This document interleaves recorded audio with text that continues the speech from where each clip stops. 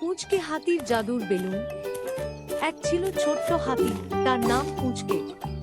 সে খুব মিষ্টি আর দুষ্টু ছিল। একদিন মেলায় গিয়ে পুঁচকে একটা লাল রঙের বেলুন কিনল। দোকানদার বলল, এই বেলুনটা কিন্তু জাদুর বেলুন। পুঁচকে অবাক হয়ে বলল, সত্যি? দোকানদার হেসে বলল, হ্যাঁ, তুমি যা চাইবে সেটা দেখাবে। পুঁচকে বলল, আমি অনেক অনেক আম দেখতে চাই।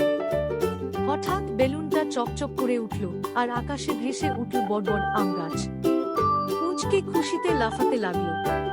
তারপর সে বলল, আমি বন্ধুদের সাথে খেলতে চাই।